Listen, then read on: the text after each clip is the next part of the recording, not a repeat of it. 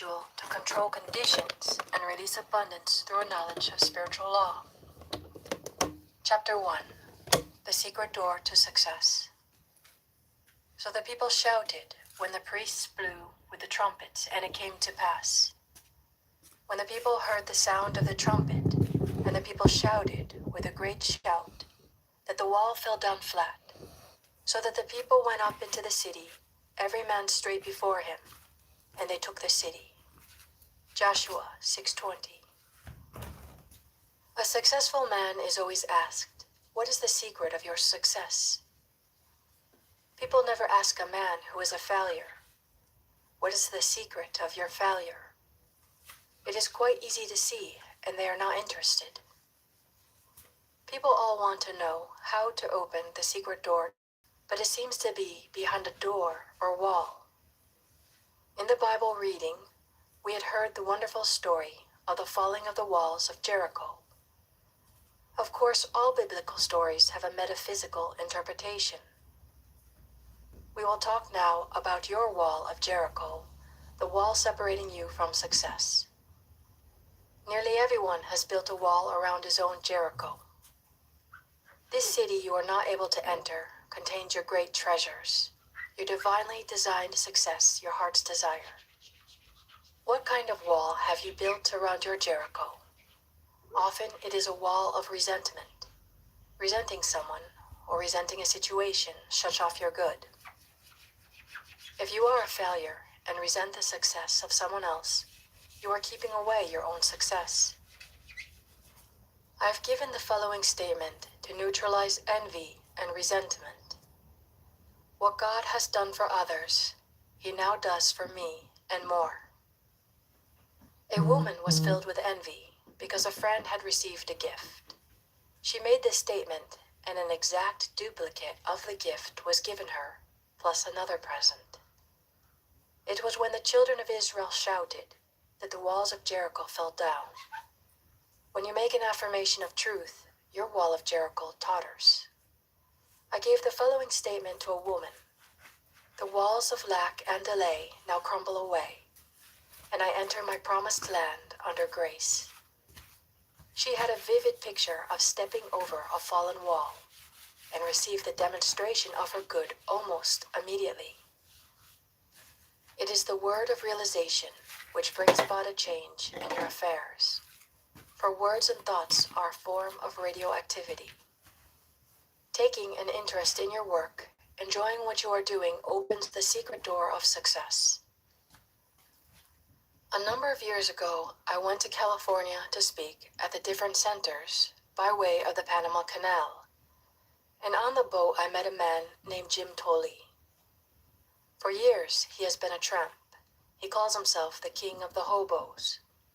He was ambitious and picked up an education. He had a vivid imagination and commenced writing stories about his experiences. He dramatized tramp life. He enjoyed what he was doing and became a very successful author. I remember one book called Outside Looking In. It was made into a motion picture. He is now famous and prosperous and lives in Hollywood. What opened the secret door to success for Jim Tolley? Dramatizing his life, being interested in what he was doing. He made the most of being a tramp. On the boat, we all sat at the captain's table, which gave us a chance to talk. Mrs. Grace Stone was also a passenger on the boat. She had written The Bitter Tea of General Yen and was going to Hollywood to have it made into a moving picture. She was living in China and was inspired to write the book. That is the secret of success, to make what you are doing interesting to other people. Be interested in yourself and others will find you interesting. A good disposition, a smile, often opens the secret door. The Chinese say, a man without a smiling face must not open a shop. The success of a smile was brought out in a French moving picture in which Chevalier took the lead. The picture was called With a Smile. One of the characters had become poor, dreary, and almost a derelict. He said to Chevalier, "What good has my honesty done me?" Chevalier replied, Even honesty won't help you without a smile. So the man changes on the spot, cheers up, and becomes very successful. Oop. Living in the past, complaining of your misfortune, builds a thick wall around your Jericho. Talking too much about your affairs, scattering your forces, brings you up against a high wall. I knew a man of brains and ability who was a complete failure. He lived with his mother and aunt, and I found that every night when he went home to dinner, he told them all that had taken place during the day at the office. He discussed his hopes, his fears, and his failures. I said to him, "You scatter your forces by talking about your affairs. Don't discuss your business with your family. Silence is golden." He took my lead. During dinner, he refused to talk about business. His mother and aunt were in despair. They loved to hear all about everything, but his silence proved golden. Not long after, he was given a position at $100 a week, and in a few years, he had a salary of $300 a week. Success is not a secret, it is a system. Many people are up against the wall of discouragement. Courage and endurance are part of the system. We need this in lives of all successful men and women. I had an amusing experience which brought this to my notice. I went from reading fiction theater to meet a friend.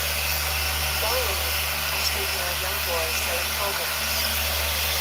He followed the people passing. He saw a complete program of the picture, containing photographs of the actors and a sketch of their lives. Most people passed by without knowing. To my great surprise, he suddenly turned to me and said, "Sir, this ain't no racket for a guy with ambition." Then he gave a discourse on success. He said, "Most people give up just before something big is coming to them. A successful man never gives up." Of course, I was interested and said, "I'll bring you a book the next time I come. It is called The Game of Life by the Play. You will agree with a lot of the ideas." A week or two later, I went back with the book. The girl at the ticket office said to him, "Let me read it, Eddie, while you were selling programs." The man who took tickets leaned over to see what it was about. The game of life always gets people's interests. I returned to the theater in about 3 weeks. Eddie had gone. He had expanded into a new job that he liked. His wall of Jericho had crumbled. He had refused to be discouraged. Only twice is the word success mentioned in the Bible, both times in the book of Joshua. "Only be strong and very courageous to observe to do according to all the laws which Moses, my servant, commanded thee. Turn not from it to the right nor to the left, that thou mayest have good success whithersoever thou goest. This book of the law shall not depart from thy mouth, but thou shalt meditate therein day and night, that thou mayest observe to do all that is written therein. For then shalt thou make thy way prosperous, and thou shalt have good success. Turn not to the right nor to the left." The road to success is a straight and narrow path. It is a road of loving absorption, of undivided attention. You attract the things you give a great deal of thought to. So if you give a great deal of thought to lack, you attract lack. If you give a great deal of thought to injustice, you attract more injustice. Joshua said, "And it shall come to pass that when they make a long blast with the ram's horn, and when ye hear the sound of the trumpet, all the people shall shout with a great shout. And the wall of the city shall fall down flat, and the people shall ascend up, every man straight before him." The other meaning of this book is the power of the word. No word which designs obstacles hears barriers. When the people shouted, the walls fell down. We find in folklore and fairy stories, which come down from legends founded on truth, the same idea. The word opens a door and keeps it locked. We have it again in the Arabian Night story, Ali Baba and the 40 Thieves. I saw it made into a moving picture. Ali Baba has a secret hiding place, hidden somewhere behind rocks and mountains. The entrance may only be gained by speaking a secret word. It is by their faces the mountain of paths, open sesame, and rocks light apart. It is very inspiring for using the realization of more than rocks and birds will come at the right word. So let us take the statement. The walls of lack and delay now crumble away, and I enter my promised land under grace. Chapter 2. Bricks without straw. There shall no straw be given you, yet ye shall make bricks without straw. Exodus 5:18. In the 5th chapter of Exodus, we have a picture of everyday life, including a metaphysical interpretation. The children of Israel were in bondage to Pharaoh, the cruel taskmaster, ruler of Egypt. They were kept in slavery, making bricks, and were hated and despised. Moses had orders from the Lord to deliver his people from bondage. Moses and Aaron went in and prayed, "Thus saith the Lord God of Israel, let my people go, that they may hold a feast unto me in the wilderness." They not only refused to let them go, but told them he would make their tasks even more difficult. They must make bricks without straws being provided for them. And the taskmasters of the people went out to their officers, and they spake to the people, saying, "Thus saith Pharaoh, I will not give you straw. Go ye, get your straw where ye can find it, yet not out of your work shall be diminished." It was impossible to make bricks without straw. The children of Israel were completely crushed by Pharaoh. They were beaten for not producing the bricks. Then came the message from Jehovah. "Go there now and work, for there shall no straw be given you, yet shall ye deliver the tell number of bricks." Working with spiritual law, they could make bricks without straw, which means to accomplish the seemingly impossible. How often in life people are confronted with this situation? Agnes M. Lawson, in her Hints to Bible Students, says, "The life in Egypt under foreign oppression is the symbol of man under the hard taskmasters of destructive thinking, pride, fear, resentment, ill will, etc. The deliverance under Moses is the freedom man gains from the taskmasters, as he learns the law of life, for we can never come under grace except we first know the law. The law must be made known in order to be fulfilled." In the 111th Psalm, we read in the final verse, "The fear of the Lord, law, is the beginning of wisdom. A good understanding have all they that do his commandments. His praise endureth forever." Now if we read the word Lord, law, it will give us the key to the statement. The fear of the law, karmic law, is the beginning of wisdom, not the fear of the Lord. When we know that whatever we send out comes back, we begin to be afraid of our own boomerangs. I read in a medical journal the following facts telling of the boomerang this great pharaoh received. It would appear that flesh is indeed heir to a long and ancient line of ills. When as was revealed by Lord Moynihan at a lecture at Leeds that the pharaoh of the oppression suffered from hardening of the heart in a literal sense, Lord Moynihan showed some remarkable photographic slides of results of surgical operations 1,000 years before Christ. And among these was a slide of the actual anatomical remains of the pharaoh of the oppression. The large vessel springing from the heart was in such a well-preserved state as to enable sections of it to be made recently from the lantern slide. It was impossible to distinguish between the ancient and modern vessel. Both hearts had been attacked by atheroma, a condition in which calcium salts are deposited in the walls of the vessel, making it rigid and inelastic. Inadequate expanse to the stream of blood from the heart caused the vessel to give away. With this condition went the mental changes that occurred with a rigid arterial system, a narrowness of outlook, restriction and dread of enterprise, a literal hardening of the heart. So Pharaoh's hardness of heart hardened his own heart. This is as true today as it was several thousand years ago. We're all coming out of the land of Egypt, out of the house of bondage. Your doubts and fears keep you in slavery. You face a situation which seems hopeless. What can you do? It is a case of making bricks without straw. But remember the words of Jehovah. "Go therefore now and work, for there shall be no straws be given you, yet shall ye deliver the tell number of bricks." You shall make bricks without straw. God makes a way where there is no way. I was told the story of a woman who needed money for rent. It was necessary to have it at once, but she knew of no channel. She exhausted every avenue. However, she was a truth student and kept making her affirmations. Her dog whined and wanted to go out. She put on his leash and walked down the street in the accustomed direction. However, the dog pulled at his leash and wanted to go in another direction.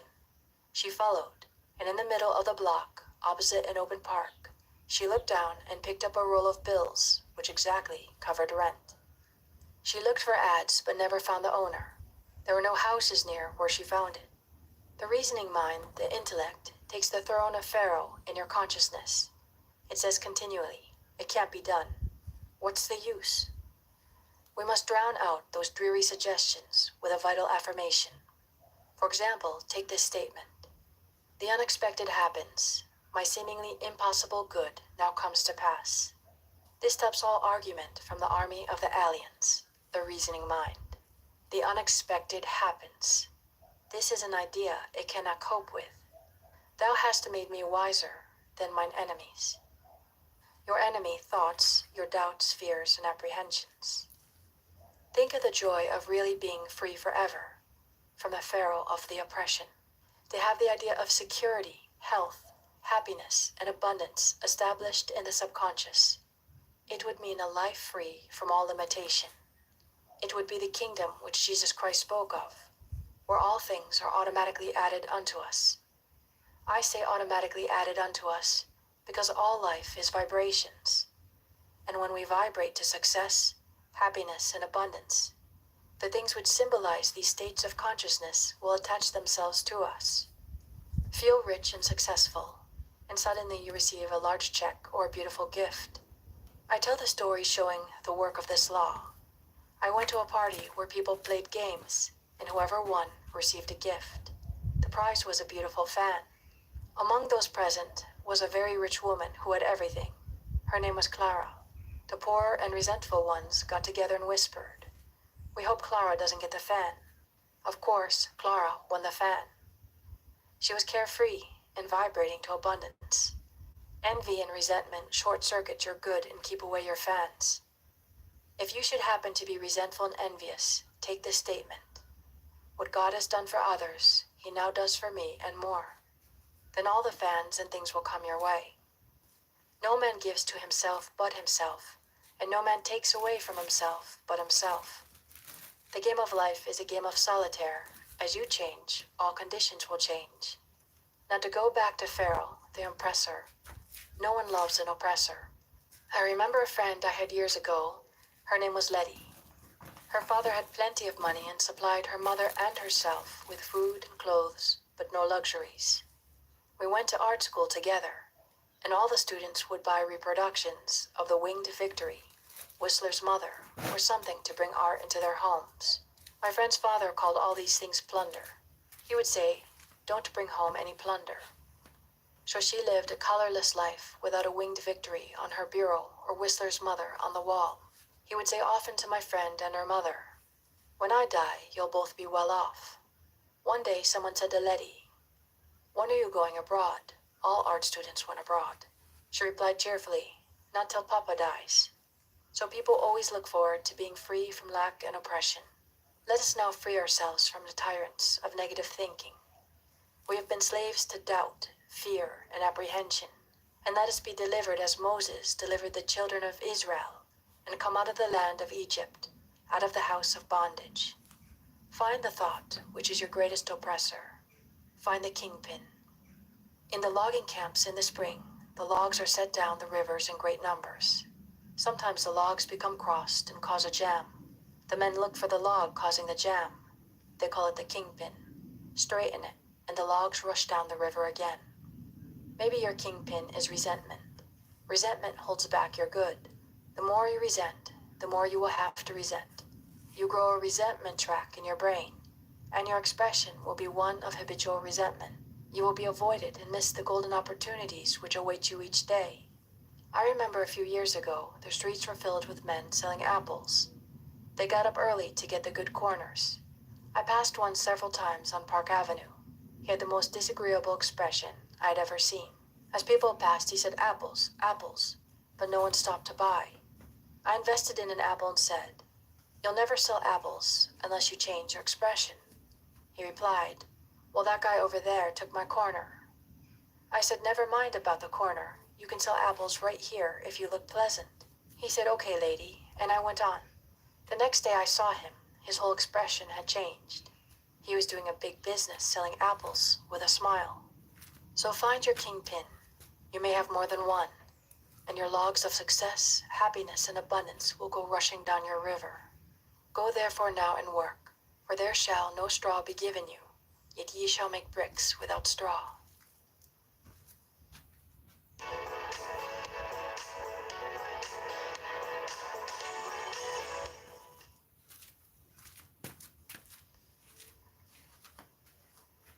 Chapter 3. And 5 of them were wise. And 5 of them were wise, and 5 were foolish. They that were foolish took their lamps, and took no oil with them. Matthew 23, 2-3. My subject is the parable of the wise and foolish virgins. And 5 of them were wise, and 5 were foolish. They that were foolish took their lamps, and took no oil with them. But the wise took oil in their vessels with their lamps. The parable teaches that true prayer means preparation. Jesus Christ said, "In all things whatsoever ye shall ask in prayer, believing ye shall receive." Matthew 21:22. Therefore I say unto you, what things soever ye desire, when ye pray, believe that ye receive them, and ye shall have them. Mark 11:24. In this parable, he shows that only those who have prepared for their good, thereby showing active faith, will bring the manifestation to pass. We might paraphrase the scripture and say, "When ye pray, believe ye have it. When ye pray, act as if you have already received." Armchair faith, or rocking chair faith, will never move mountains. In the armchair, in the silence or meditation, you are filled with the wonder of this truth and feel that your faith will never waver. You know that the Lord is your shepherd, you shall never want. You feel that your God of plenty will wipe out the burdens of debt or limitations.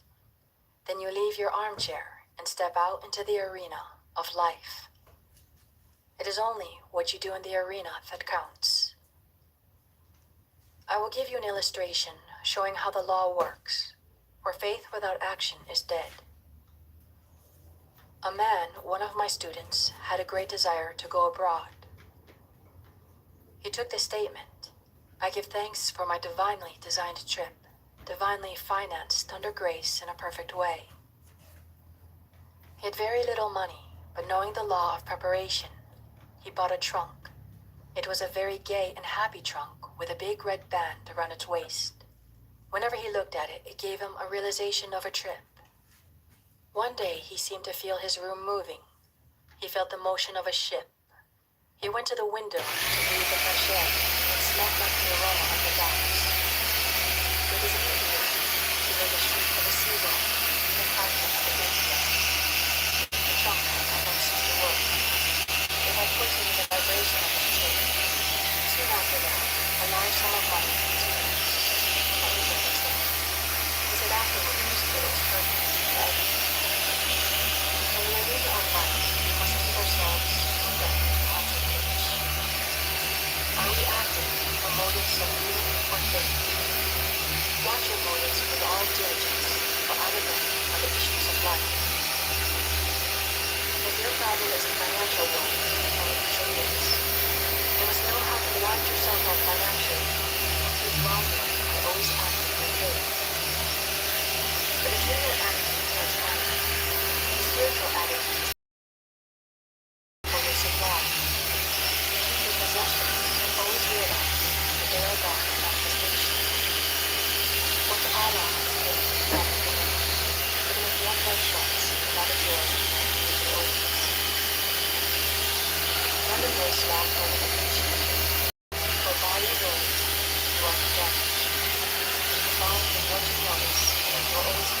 failure in hard times, you will be finally failure in hard times. You must find the heart, living in the fourth dimension, the world of the oneness. It is a world where men judge by appearances. You have trained your eye to see failure as a success, to see into hell, to see the conclusion into trouble. I will give you the man who stands this. The man who achieves success has the fixed idea of success. If it is founded on a rock of truth and rightness, it will stand. If not, it is built upon sand and washed into the sea, returning to its native nothingness. Only divine ideas can endure. Evil destroys itself, for it is a cross current against universal order, and the way of the transgressor is hard. They that were foolish their lamps, and took no oil with them. But the groom tarried, they all slumbered and slept. And at midnight there was a cry made, Behold, the bridegroom cometh, go ye out to meet him. Then all those virgins arose, and trimmed their lamps. And when they were confronted with a serious, they had no way of handling it.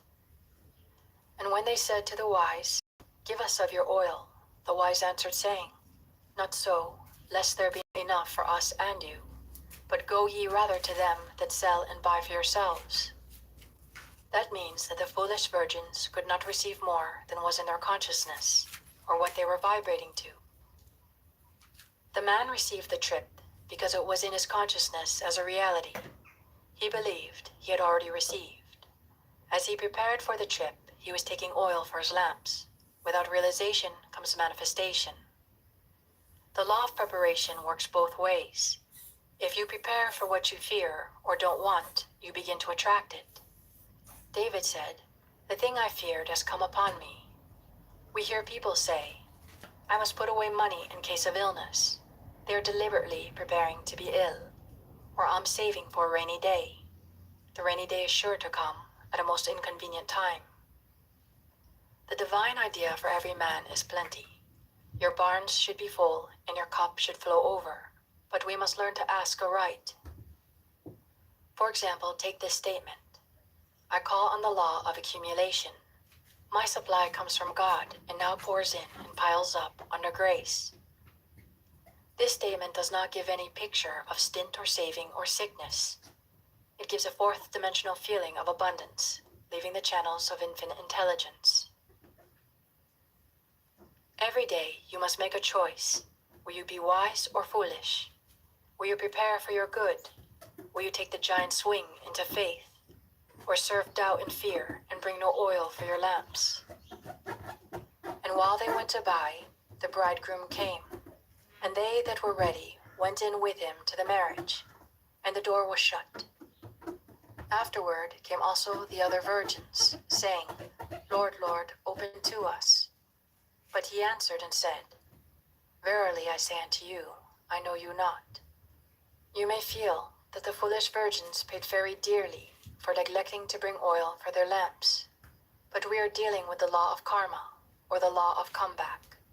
It has been called the Judgment Day, which people usually associate with the end of the world. Your judgment day comes, they say, in sevens, 7 hours,